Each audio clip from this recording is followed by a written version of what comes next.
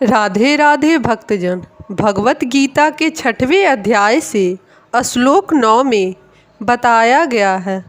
सुहतः मित्र अरि उदासीना मध्यस्थ देश बंधुषु साधुषि अपि च पापेषु संबुद्धि विष्यन्ते। इस श्लोक का हिंदी में अनुवाद है भक्तजन, जब मनुष्य निकटपट हितैषियों, प्रिय मित्रों, तटस्थों, मध्यस्थों, ईर्ष्यालुओं, शत्रुओं तथा मित्र, पुण्य आत्माओं एवं पापियों को समान भाव से देखता है तो वह और भी उन्नत माना जाता है।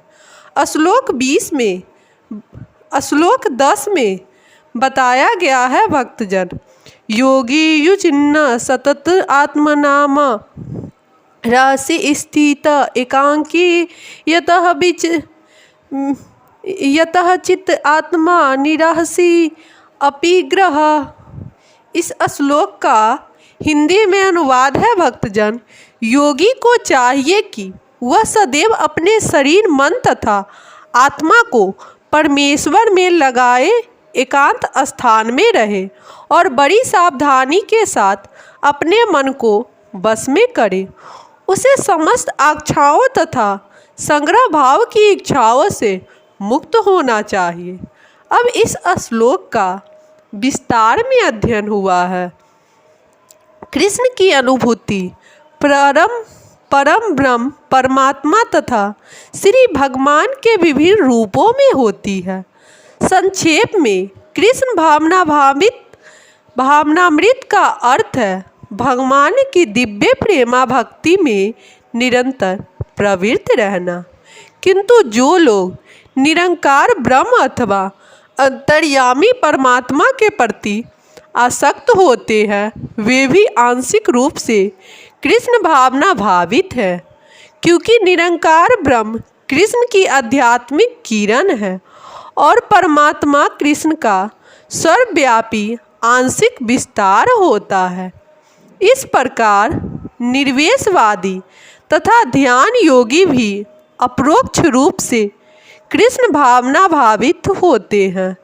प्रत्यक्ष कृष्ण भावना भावित व्यक्ति सर्वोच्च योगी होता है, क्योंकि ऐसा भक्त जानता है कि ब्रह्म और परमात्मा क्या है। उसका परम सत्य विषय ज्ञान पूर्ण होता है, जबकि निर्वेशवादी तथा ध्यान योगी अपूर्ण रूप में कृष्ण भावना भावित होते हैं। इतने पर भी इन सबों के अपने अपने कार्यों में निरंतर लगे रहने का आदेश दिया जाता है, जिससे वे देर सवेर परम सिद्धि प्राप्त कर सके। योगी का पहला कर्तव्य है कि वह कृष्ण पर अपना ध्यान सदैव एकाग्र रखे। उसे सदैव कृष्ण का चिंतन करना चाहिए और एक क्षण के लिए भी उन्हें नहीं भुलाना चाहिए। परमेश्वर में मन की एकाग्रता ही समाधि कहलाती है। मन को एकाग्र करने के लिए सदैव एकांत वास करना चाहिए और बाहरी उपद्रवों से बचना चाहिए।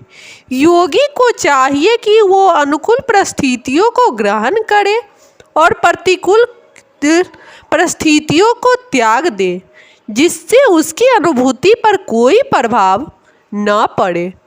पूर्ण संकल्प कर लेने पर उसे उन व्यर्थ की वस्तुओं के पीछे नहीं पड़ना चाहिए जो परिग्रह भाव से उसे फंसा ले। ये सारी सीधियाँ तथा सावधानियाँ सभी पूर्ण रूपेण कार्यहीन हो सकती है जब मनुष्य प्रत्यक्ष कृष्ण भावना भावित हो, क्योंकि साक्षात कृष्ण भावनामृत का अर्थ है आत्मोत्सर्ग, जिसमें सग्र भाव मतलब परिग्रह के लिए लेस मात्र स्थान नहीं होता। श्री रूप गोस्वामी कृष्ण भावनामृत का लक्षण इस प्रकार देते हैं। जब मनुष्य किसी वस्तु के प्रति आसक्त न रहते हुए कृष्ण से संबंधित हर वस्तु को स्वीकार कर लेता है, तभी वह परिग्रह तत्व से ऊपर स्थित रहता है। दूसरी ओर जो व्यक्ति कृष्ण से संबंधित प्रत्येक वस्तु को बिना जाने त्याग देता है, उसका वैराग्य पूर्ण नहीं होता। भक्ति रसामृत सिंधु में कहा गया है, कृष्ण भावना भावित व्यक्ति भली भांति जानता रहता है कि प्रत्येक वस्तु कृष्ण की है, फलस्वरूप वह सभी प्रकार के परिग्रह भाव से मुक्त रहता है। इस प्रकार वह अपने लिए किसी वस्तु की लालसा नहीं करता।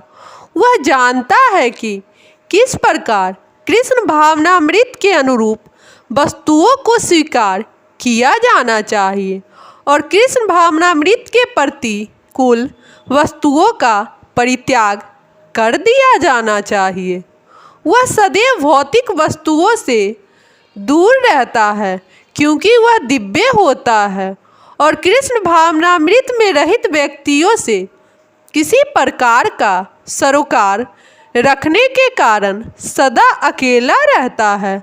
अतः कृष्ण भावनामृत में रहने वाला व्यक्ति पूर्ण योगी होता है। श्लोक 11 में तथा 12 में बताया गया है भक्तजन, शुचो देशो प्रतिष्ठान स्थितरामा आसनम आत्मा न अति उच्छितम न अति नीचम चल अजीन कुश उत्तरम तत्र एक एकाग्रम मह कृत्वा यतः चित्त इंद्रिये क्रियः उपविश्वम आसने कृत्यजान्य योगनम आत्म विशुद्धते। इस श्लोक का विस्तार में अध्ययन हुआ है भक्तजन, हिंदी में अनुवाद हुआ है भक्तजन। योगा अभ्यास के लिए योगी एकांत स्थानों में जाकर भूमि पर कुश बिछा दे और फिर उसे मृग छाल से ढके तथा ऊपर से मुलायम वस्त्र बिछा दे। आसन न तो बहुत ऊंचा हो न बहुत नीचा हो, यह पवित्र स्थान में स्थित हो। योगी को चाहिए कि वह इस पर दृढ़तापूर्वक बैठ जाए और मन इंद्रियों तथा कर्मों को वश में करते हुए तथा मन को एक बिंदु पर स्थित करके हृदय को शुद्ध करने के लिए योगा अभ्यास करे। अब इस श्लोक का विस्तार में अध्ययन हुआ है। पवित्र स्थान तीर्थ स्थान का सूचक है। भारत में योगी तथा भक्त अपना घर त्याग कर प्रयाग, मथुरा, वृंदावन, ऋषिकेश तथा हरिद्वार जैसे पवित्र स्थानों में वास करते हैं और एकांत स्थान में योगा अभ्यास करते हैं। यहाँ यमुना तथा गंगा जैसी नदियाँ प्रवाहित होती हैं, किंतु प्रायः ऐसा करना सबों के लिए, विशेषतः पश्चातापों के लिए संभव नहीं है। बड़े बड़े शहरों के तथा कथित योग समितियाँ भले ही धन कम ले, किंतु वे योग के वास्तविक अभ्यास के लिए सर्वथा अनुपयुक्त होती है। जिसका मन विचलित है और जो आत्म संयमी नहीं है, वह ध्यान अभ्यास कर सकता है। अतः वृत्तादीन पुराण में कहा गया है कि कलयुग मतलब वर्तमान युग में, जबकि लोग अल्पजीवी आत्म साक्षात्कार में मदद तथा चिंताओं में व्यग्र रहते हैं, भगवत प्राप्ति का सर्वश्रेष्ठ माध्यम भगवान के पवित्र नाम का कीर्तन है। हरे राम राम राम हरे हरे, हरे कृष्ण कृष्ण करे हरे हरे, हरे राम हरे राम केवले खलो नासते नासते नासते गरित्यमा। कलह और दंभ के इस योग में मोक्ष का एकमात्र साधन भगवान के पवित्र नाम का कीर्तन है, कोई दूसरा मार्ग नहीं है, कोई दूसरा मार्ग नहीं है, कोई दूसरा मार्ग नहीं है।